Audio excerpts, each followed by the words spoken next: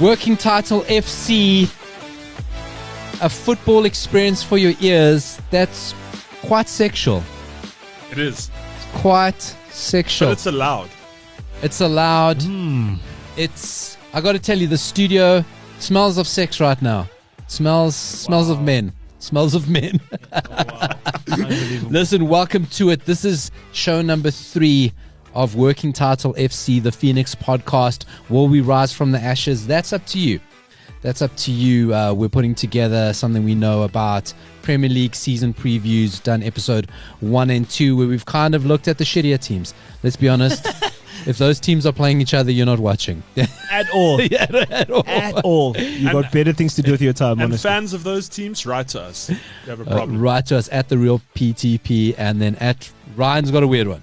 At Hawksley. At Hawksley. Ryan's got a weird one. Why? I don't know. There's a Y. It's a Y at the end, right? No, I. You see what I'm saying? It's all over the place. All right. All over the place. By the way, it's a third episode and we still are with Working Title, huh? No, it's Working. That's the name. Working Title There we FC. We hope we're on Twitter. We hope we can get at Working Title FC, or at worst at Working Title FC 69, because we're children. Yes. We're children. speak for yourselves. Oh, excuse me, Senzo. I'm distancing Excuse me, myself. I'm Senzo. joking. Oh, I live in Ilovo now. Excuse Imagine. me, Senzo. Excuse me. So listen, let's get into the fun. We've covered off how many teams already? First episode we did 3. Second episode we did 5. Did we do 5? We did. No, we did do 5. We did do 5. Look at us. Yeah. Yep. Listen, we're now into Palace, Wolves, and Newcastle United. We all want to talk about Newcastle. Let's start with Palace, though. As we got into the studio, Senzo says to me, you know what, Palace? Got Viera, not the worst, doing some clever things, finally.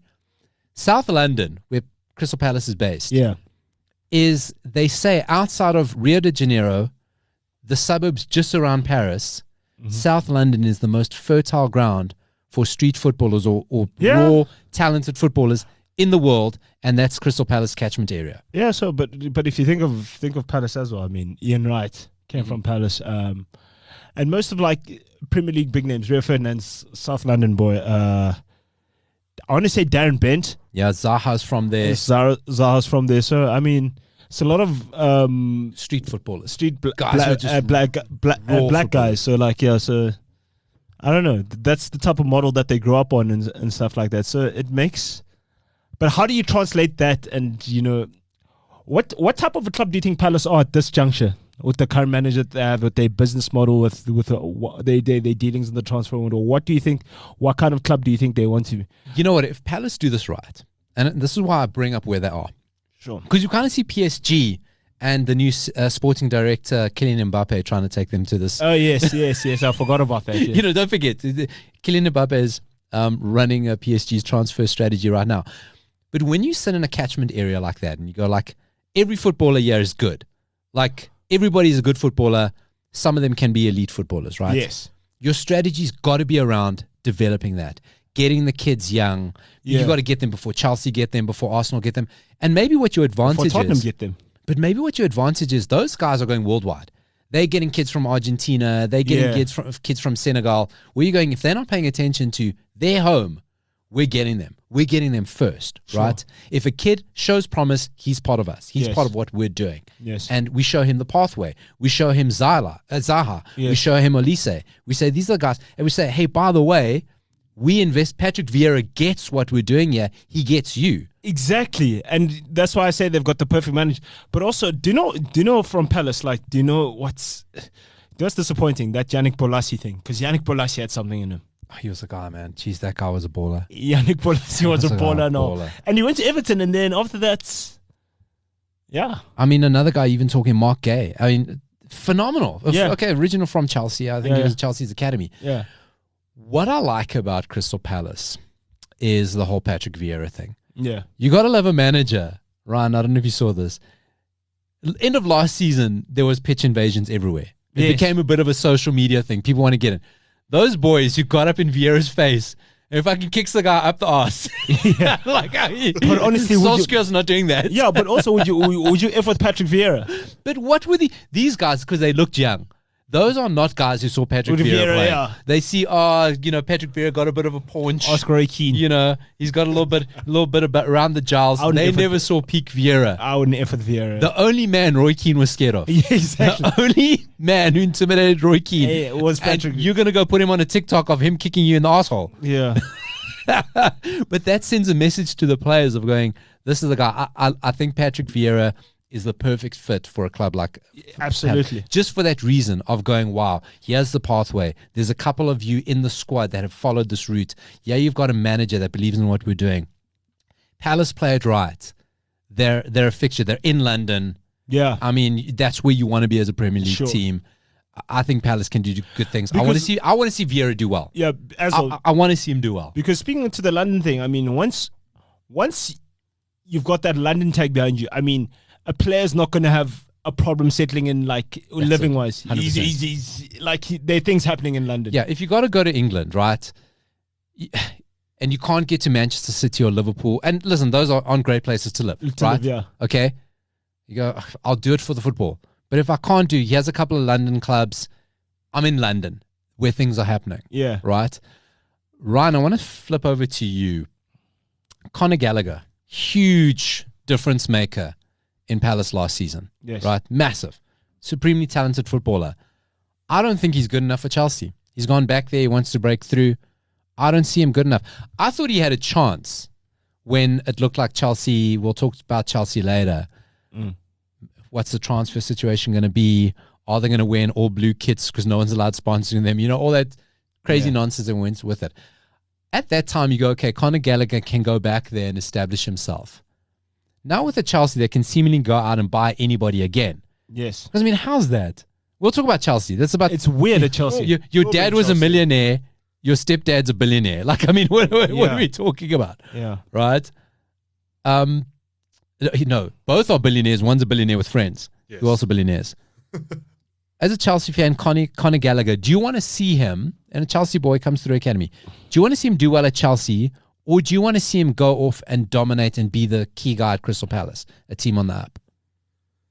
That's a difficult one because Chelsea has a horrible habit of bringing these kids in from the academy, flogging them for nothing. They become stars, and then we buy them back for... Yeah, because you guys so are clueless. much more. You guys are clueless. I that's mean, why. look at Nathan Ake, but we'll get back into that one. But I don't know. He just won't make the cut for Chelsea, unfortunately, in the current squad. I don't think so. Yeah, he won't. Because there's no way. There's no way. If you've got £50 million in who's this guy? Barkley. Struggling to do it for Chelsea. And then you got guys who are touted as the next thing like Ruben Loftus-Cheek. We'll get to Chelsea in another episode. So we're saying Conor Gallagher. Give me the answer. Yes, I would want to see him go and be a star at another club because that's going to be a big difference. Because he was so crucial, total box to box, scored goal. I mean, there was the one player last season wins the ball on the edge of his box, runs all the way and scores it. Plays a couple of 1-2s. He's the engine. He's the heartbeat of that side. Yeah. You got Zaha is enigmatic. Listen, we know what Zaha is. On his day, he's as good as anyone in the world. Yeah. When not that day, forget about it. He's diving around. He gets fouled a lot. I'll give him that. A guy who disappointed me was Edson Edouard.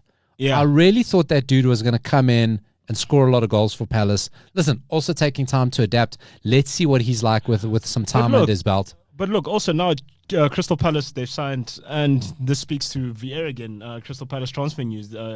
Cheikh Decore joins from French side Lens. So Cheikh Decore moves to Selhurst Park on a 5-year deal subject to international clearance. Palace pay an initial £18 million for the Mali international. And then, signing of the summer following arrivals of... they also got Sam Johnston. Yeah. We always talk about it. Every team wants to sign the new Viera. Who better to sign the new Viera than the old Viera? Okay. Who knows you? Who knows me better than me? Do you have Crystal Palace opening 5 fixtures there? Yes, I was just looking at them now. It is horrible. Nah, I don't think so. I think they can navigate it though. No, look, if they can hold it up defensively, they'll be fine. But I'm telling you, the first... Yeah, but Palace... read them out, Senzo. Come. Well, first... We'll let Paolo be the judge on this. Arsenal number 1. They can take Arsenal. Arsenal at home. At home, yeah. They beat Arsenal last season at home. One thing about Crystal Palace, right? Tight stadium. They have got ultras. They're the only Premier League team with ultras. The guys behind the one goal. Yeah. Have you seen those guys are lunatics? Yeah, no, yeah. They are bonkers. They're intimidating. They make Selhurst Park very hard to play with. Patrick Viera plays into them. Ooh, okay. And Arsenal, we know they're a soft touch. We know they can be a soft touch. So maybe that's a nice way to open for Palace. So they've got Liverpool first. Oh, sorry, not Liverpool. They've got Arsenal first, right? Arsenal first. Then Liverpool. Yes. Yeah. Then Villa. Yeah. Then Man City. Mm-hmm. And then Brentford. Then Brentford. Yeah. But Palace can survive that, though. I think Palace will be okay. They can survive it, but are we talking 10 points? Palace have got to be aiming for Europa League this year. They've got to be. They have to be aiming for Europa this they year. must be looking at West Ham and saying, we want to see ourselves there. Why shouldn't they be? Why shouldn't they? Yeah. Well, I rate Viera. I really, really want Viera to do well. Let's go Wolves. Now. Wolves, listen, Wolves are Portugal FC, right? We know this. Portugal beer. Okay. Wolves are entering, for me, we spoke about in another episode, they're not quite there, but they're a season away of entering the Southampton zone. Southampton zone, Middlesbrough zone, Villa zone. But they're getting European football, though. Teams, are they in Europe? Are they in Europe this season? No, not this season, but like season. they've been there about like. So were Villa, so were Middlesbrough, so were Southampton. Yes. You know, teams where they enter a zone where they're just happy, because once you get comfortable, very quickly you find yourself on the wrong end of the league table. My thing is now, Wolves need to be looking at teams like Leicester and West Ham and saying, okay, cool, we've done this. We need to be like them now. You know what I mean? Because Leicester now, if Leicester go and win, like they have a deep cup run, or they won the FA Cup last season or the season before, you know, that's decent for them. You know what I mean? So Wolves, the money's dried up. You know, they had big Chinese investments. Anyone with Chinese investments in trouble. Is that well dry now? It's not what Uncle George likes. You know, Uncle George likes new money in football. Yeah. Uncle George sniffs out new investments in football. We're talking about Jorge Mendes. Yeah. He loves it. Jorge. Right. Uncle George loves it. João Moutinho staying. Listen, I love João Moutinho. God, I love João Moutinho. But Wolves need to move him on. Are the legs still there? Right. Ruben Neves. Yeah. I think they're still there. I'm starting to wonder what's happening with Ruben Neves. Why does no one want him? It's suspicious. Because he's not even a banker in the Portugal squad. He's not even a banker, and you'd think it. Do you think people know something we don't? He's not injury prone. You know what the thing about Ruben Neves is? It's not mobility. He's not quick. He doesn't have that pace, that turn off pace that the absolute elite have. And I wonder if this is what people are seeing to go tidy, neat, combative, clever. And because he's clever, he doesn't need that pace. But it's so suspicious. Every summer he gets linked with somebody. We're going to the new season. He's still there. It seems like he'll still be there. He's relatively cheap. 40 million for a player like that? Yeah. Something suspicious. I don't know what it is. I don't know. But I have a funny feeling that, you know, actually we'll talk about it later when we talk about United. But yeah. Anyway. But Wolves' first That's a two-parter. So what Senzo is teasing up to there, every club, we're going through every club in the Premier League. Where you found this podcast, you'll find all the other episodes. We're pushing them out all at one time if we able to. We don't know if we'll get it through everything. That's why it's working title FC. So if you're listening to this, you probably look down in your podcast stream and you'll find the others. Yeah. Right. So first 5 fixtures. Now, Leeds, opening day. Then they've got Fulham. Then they've got Tottenham. Then they've got Newcastle. Then they've got Bournemouth. They're on top. They're all right. They're on top. It's a Leeds run. I'm going to tell a couple of things here, right? I think there rests a lot on Raúl Jiménez. Yes. Last season, he played with a broken head. And I'm glad he's okay, but he's not the same. Yeah, well, did you see what he did against City? Okay. He gets a yellow card and then a minute later he gets a red card. And I was like, you know what, the memory card is not okay. As you said, hard drive corrupt. Okay. Not okay. That's important because his backup is Fabio Silva. Now, Fabio Silva was supposed to be a Portuguese wonder kid. I never saw it, right? You're looking light up front. Chan, again, not really quite cracking it. Pedro Neto is back. Yeah. Neto has the ability to play for any team in the world. He's back. He's looking big. He's got a full season, a big season for him. Sure. Make or break. He could dictate a lot of different things. And then you kind of got your Daniel Podence, Traore's back after his like little return. Oh, is he back from Barca? He's back with. I was wondering. I saw him on the list, and I was like, "Was that an error?" Yeah, no, it's. He was one of my favorite players in the Premier League at one point, just because of how massive he is and how quick he is, and quick and shiny. Yeah, he's so shiny. He reminded me a lot of if you Magic watch Mike. local rugby. Magic Mike. That's what I was think. going to say Beast from the from the Sharks, but like no, the dude is massive and he's quick. Look, I think Wolves depends on how Pedro Neto comes back into this. That's how good a player he is. He could play for. He could pick a club on ability he plays. How does he adapt to Wolves? Let's talk about who everyone wants to talk about. The team that's let me down. I am so disappointed. As am I. Because we love spending other people's money. Love it. Right? Yeah. And one fateful night, August last year, we find out that Newcastle are the richest club in the world. Oh my God. By miles. By a lot. It's kind of like, hey, we're Qatar. We made PSG and Manchester City rich. I wouldn't say hold my beer, but they're like, right, here we are. Richest club in the world. We all saw the things on FIFA. Yeah. We thought it was going to be the new FIFA club. That's what it was like. Their signings this summer are so disgustingly sensible. It makes me sick. But Paulo, what do you do? People know that you've got all this money, and you could literally go buy Chelsea and go make it your training ground where we just take dumps.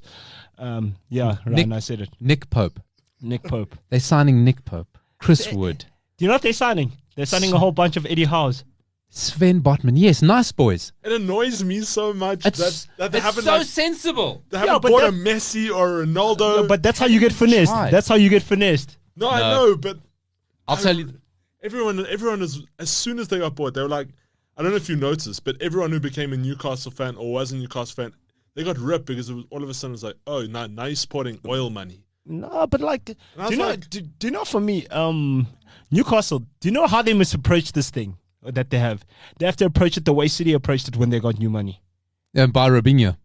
No, well, Eden Hazard, I'll tell Eden Hazard, look, bro, come on. You know what the thing is? Listen, there's people behind, and yes, there's a Saudi thing, and this is a football show, not political show, right? They're being sensible, they're being clever. I don't think they want to do this because they want to back, they don't want to be that, right? Remember, this is a PR thing for them. Yes. So they don't want to suddenly buy this, they want to, right, we're sensible. Eddie Howe, okay, you're a nice boy. Eddie Howe is turning him into a high glamour Bournemouth, right? Yes. We spoke about Eddie Howe in another episode.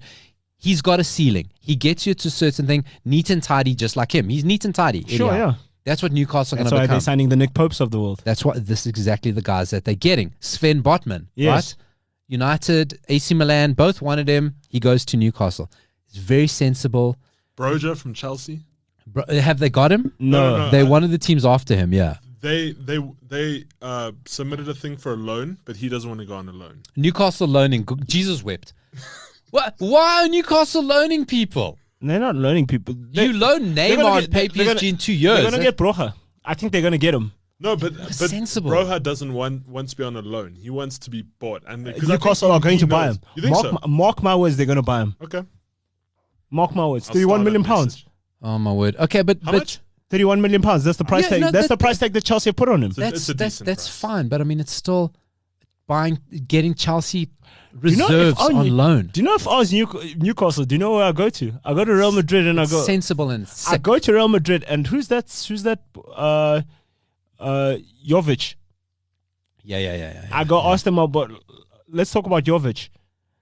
While we're at it, we'll talk about Hazard as well. Hey, have the conversation, but listen, those sort of personalities, I think they're too big for Eddie Howe. You think so? And this is going to be the problem with Newcastle. Newcastle are going to reach a point on this. Eddie Howe was great, came in, they were a bit of a mess. He gets him nice, stable. I think there was the one league table that if they were fifth based on the time Eddie Howe came in, right? Sure. Right, so something like that. So he comes, steadies the ship. He's now going, okay, I'm going to steady Eddie. I'm going to further steady the ship. I did laugh, though, when Chelsea was up for sale. those Saudis were like, damn it. Yeah, they were like, Damn it. bastards. We could have had them. Pretend we won Newcastle. My thing is now, Pardo, do you, as Newcastle owners now, do you look at it and you say, European football, next season we have to be playing in Europe? So does a squad with Nick Pope, Sven Botman, Saint Maximan, Joe Linton in midfield, and it's a great transformation. Like, he's playing so well in midfield. John Joe Shelby. And now you're up against West Ham, Wolves, teams that can do this, right? And you're going to get above that with those sorts of players. Listen, Bruno Guimaraes, that's class player. Sure. There's rumors that he's best friends with Paqueta from AC, who's at Lyon now. Lyon, yeah. Ex-AC Milan. So there's stories that they may be reunited, which is quite interesting. We know Brazilians in the Premier League are a bit hit and miss, right? So Bruno Guimaraes is could play anywhere, right? And he's there, and that's a bit of sexiness. But you're 100% right. They're going, we're not going to spend this money to be 11th again. Yeah. Right? It was good. We're not there anymore. So I think Eddie Howe is under huge pressure. Again, does he make the World Cup? How Ichi Eddie Howe's not going to finish the season. I don't think he will. How Ichi does Mourinho get at Roma, Yeah, exactly. Eddie Howe doesn't make the season. Pochettino's in play. In play. He's sexy, plays the football, charismatic, nice brand build. I don't think Eddie Howe makes the season, and if Pochettino's at play, Can I tell you what else? He's on every Newcastle game next season. Yeah, sure. For Co-coms. Sure. Right. I was going to say, what makes Newcastle also very interesting to me is they're taking a very different approach to most of the modern day club transfers, because and I hate to bring up Manchester as a classic thing. No, you don't. He's obsessed, I told you. No. The thing is, they bring in players that aren't bigger than the club. They, if you get called to Newcastle, it's like a calling. No one tries to be bigger. No one Newcastle's a bigger club than Chelsea. No. I'm just saying, when a player gets called in to Newcastle, they have people that they need to go through. No one's bigger than and calling the shots. They are calling the shots because they hold all the cards. Because also you must understand, Newcastle, it's like, how many seater is St. James? 60,000, 50, 60,000? Look, the difference with Newcastle is that there's no other football club there. They are the only game in town. True. That's why it's such a goldfish bowl. And I think, why everyone, you get excited about, all these transfers, but you only get excited about that if you've never been to Newcastle, the city yourself. And all due respect, even people living in Newcastle, if you're an elite level footballer earning money anywhere, you can throw money at me. It's hard. I'm not leaving Paris, Madrid, London, Rome to come live in Newcastle, no matter how much money to finish 11th under Eddie Howe. So yeah, exactly. Super sensible. I wish Eddie Howe had run this show in the beginning. It would have been sensible. We would have still had our nice set, but we. Oh well, yeah. Do you know what you call it? You call it being prudent. Prudent. Yeah. Instead, we went the Leeds roots of the mid 2000s, and flash that cash, man. Flash that cash. Listen, this is Working Title FC, a podcast. We're going through season previews of the Premier League teams. Senzo, just before we wrap up, and I'll play the outro music. Give me Newcastle's first 5 fixtures. Well, Newcastle's first 5 fixtures are: you have Newcastle versus Nottingham Forest. They should get 3. Yeah. Easy. Brighton next. Easy. Then it becomes interesting. Man City. But now, my thing is that now, okay, City come to town with Newcastle. If you get bashed 4, you're like, oh, okay, cool, we're back where we are. Then, or you get you lose 2-1 or you lose 3-1. Then do you think, maybe you're onto something here? I don't know. If you're expecting Newcastle to get thumped this season and lots of goals in their games, you're going to be very disappointed. I don't think they're going to score a lot. I don't think they're going to concede a lot. Nope. They're just going to be safe. They're going to be Eddie Howe. They're just going to be Eddie Howe. You can set... But how? How? That's how we're going to end this. Anyway...